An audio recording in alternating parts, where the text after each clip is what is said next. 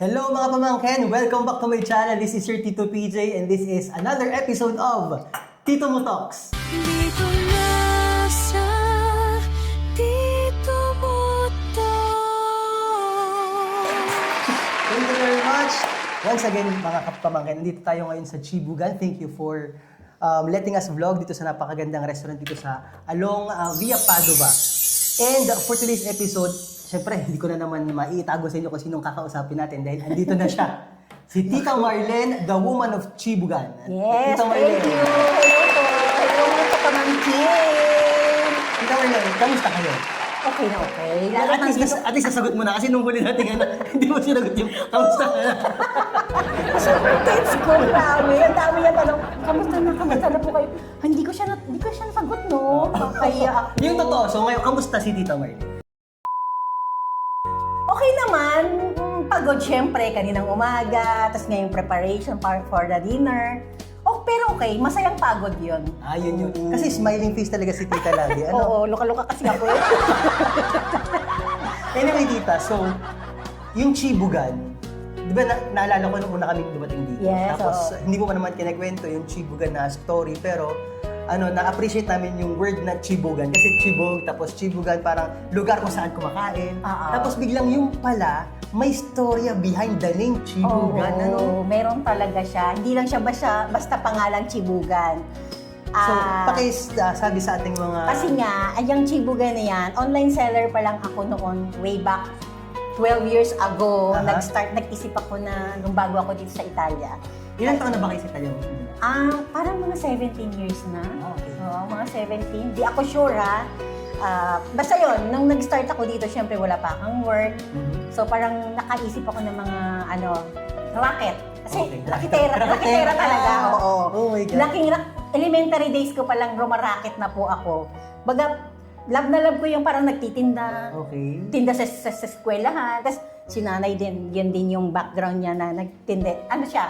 Business entrepreneurship din si nanay. So sa palengke din siya nagtitinda. Dahil kahit si tatay ganun din. So yun, siguro doon ko na-adapt. Tapos nga, naisip ko, pagdating ko dito sa Italia, wala akong ginagawa. Baby pa yung bunso ko. Sila nag-aaral na. So sabi ko, kailangan kong gumawa ng pagkakaperahan. Okay. So nag-isip ako, since ginagawa ko rin siya nung nasa Pilipinas ako, habang nag-working husband ko rito, hindi naman ako parang humilata lang sa bahay. Donya-donya. Ayaw mo ng donya-donya. Kahit feeling pa donya-donya tayo dyan, di ba? Pero gusto ko yung meron sa sarili income.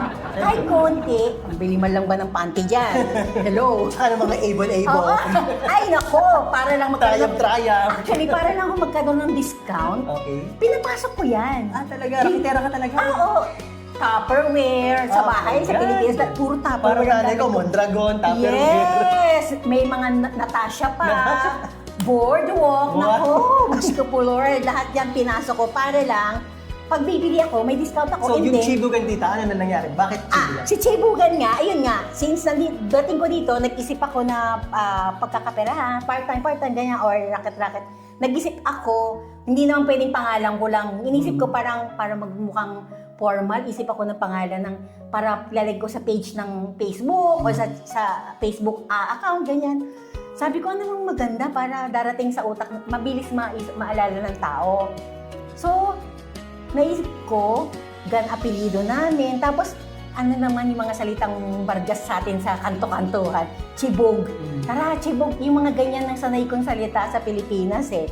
Kasi syempre, hindi naman tayo lumaki sa subdivision, ano? So, naisip ko, yung chibo pala dito ay means food. Yes! So, sabi ko, wow, ikukunik ko yung chibo. Tapos, Chibo, apelido namin. Your surname, Gan? Yes, Chibugan. Oo, sabi ko, ay, pwede. Oo nga. Pero hindi ko ilalagay sa word natin. Para yung Chibo rin, nakokonek din sa mga Italian. Sa Italian, Chibo. So, pinanindigan ko siya. So, ilalagay ko to Chibugan. Maganda. So, every time na ikukwento ko yun sa mga tao, ang wise, ang witty daw ng pangalan. Very witty. Actually, very witty. Hindi lang basta inisip lang, Chibugan. Pwedeng sabihin, kainan, Opo. or eatery, or canteen, or hapagkainan, or something, kahit na anong pangalan. Bakit Chibugan? So yun, nalaman nila yung chibugan nga ay yun ang meaning. So, yun ang ibig sabihin ng Oo, chibugan. Parang actually dati gusto ko pa yung lagyan chibudigan. Parang medyo... Parang pagkain ng mga gan, parang ganon. Pero actually, meron din siyang connect kasi most na nasa menu namin ay personal choice ko po at ng pamilya. Hindi siya basta nilagay lang siya dyan kasi gusto ko lang. Pero tita, bago tayo mauwi din sa Yeah, kwento yeah. ng mga storya mo, balikan muna natin yung sino si Tita Marlene nung maliit pa si Tita Marlene Ay, sa naku. Caloocan. Madami din yung pinagdaanan. Di ba? Oo, sobra. Ano lang natin, balikan natin ng konti. kumbaga. Medyo, hindi naman kami kayamanan. Kung sasabihin mo sa buhay, at talagang din, palaban din ang buhay. Laban Kung din. baga, Eh, syempre, doon sa Caloocan dyan sa... Caloocan, syempre hindi naman May yan. Evergotesco. Yes, yan. Sobrang, alam mo naman ng mga tao dyan. Kailangan palaban ka, Laban, di ba? laban, oo. Pero hindi naman po ako masamang tao, Lumalaban po tayo ng patas. So, nung bata ako, raketera nga. Yan nga, si nanay, nagtitinda sa palengke. So, sa school, rumarakit ka. Yes. High school, rumarakit ka. Yes. College. Yes, college. Nag-aalok ng mga kung ano-anong alik-alik na pwedeng ibenta. Lalo na nung nagkaroon ako ng asawa. Kasi Saan niyo po ba na-meet ang inyong husband? ay, sa trabaho din. Sa Shakey's kami actually nag-meet. So, nagtatrabaho kayo sa fast food na nung araw? Oo. Dati, nung college ako, so dahil gusto ko nga self-study. Support. Support, oo. Dahil syempre, hindi naman kaya ng family, maraming sinusuportahan. Ay, ayoko mahinto ng school. Chef, So, ang ginawa ko, mag-work ako. Hindi lang Shakey's ang Ano pong course niyo kung maitanong? marketing. Kaya magaling sa marketing pala itong mga ito. Yan now I know why. The Hindi naman brain masyado. behind the marketing. Eh yun nga, hindi naman yung pinapractice ang kadaldalan sa marketing. Siguro, karakter ko na to. Hindi, tita, nakikita ko sa mga sa posts, maganda ang likod, may story ang likod. Oo, yun nga. Yun So, nga. si mister niyo, nakilala niyo sa Shakey's, tapos, bakit Italia? Paano kayo nakarating ng Italia? Siya yung nauna dito. Bakit? Paano siya nakarating ng Italia? Dahil sa mga kapatid niya na nauna rin So, dito. mga taga dito na rin. Taga dito na rin yung mga kapatid niya. Then ako, sa Pilipinas, 10 years din kami bago napunta dito. Nandito Okay. na siya. Tapos work muna siya every 2 years to 1 year. Umuwi siya ng Pilipinas. So ako, hindi niya talaga ako pinagtrabaho sa Pilipinas. Kaya ako... Donya nga! Hindi naman. Gusto niya akong gawing donya, pero ayoko naman feel donya. Okay. Kasi hindi nga ako sanay na yung parang uupo ka lang. Receive ka na lang ng Oo, hindi ako sanay kasi sanay din ako ng may sariling kinikita. So, hindi ako umasa. Hindi rin asa talaga, alam mo yon. Gusto kong gumawa ng sarili kong career. Actually, gusto kong mag-work nun eh. Mhm. Kaya lang, ayaw nga niya dahil nga sa mga bata. So, nakarating po kayo dito, tita? Nakarating sa Italia. kami dito, Buong pamilya na ba agad buong dyan? pamilya Or- agad. Kasi ang plano niya, hindi pwedeng isa lang. Paano yan? Recongiungimento familiare subito? Yung paano yung...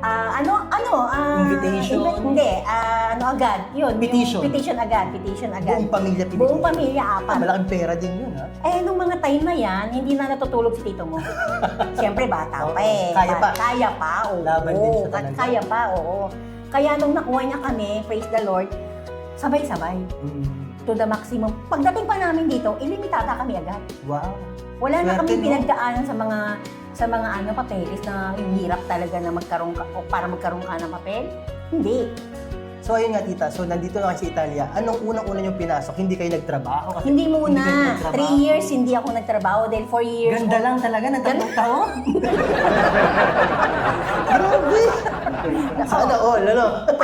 Minsan pag merong, gigil na gigil talaga ako ng mga times na yan. Aha. Gigil na gigil ako magtrabaho. Kasi Sabi syempre, ko, oo, kasi syempre. yung lahat ng nakikita mo, nagtatrabaho, tapos Tapos ako ikaw nasa na- bahay lang, tapos kawawa naman yung bunso kasi hindi siya nakakalabas pag taglamig. Mm. Kailangan ko dalhin sa park kasi hindi ako marunong magsalita.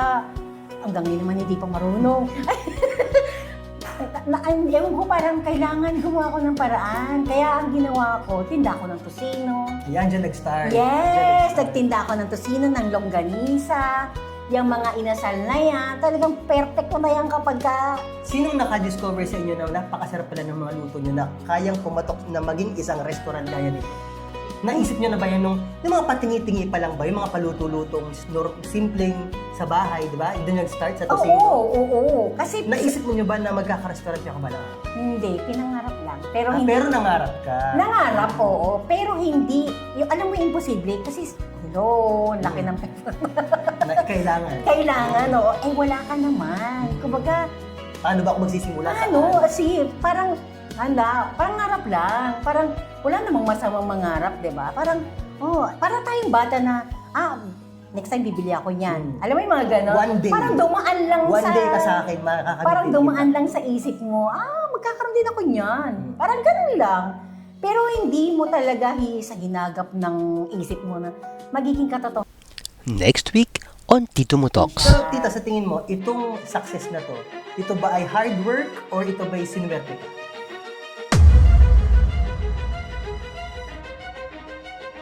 Pero would you think partly dito sa inyong success behind the restaurant, there's your mother na nakatingin na pumapalakpak din sa taas mo?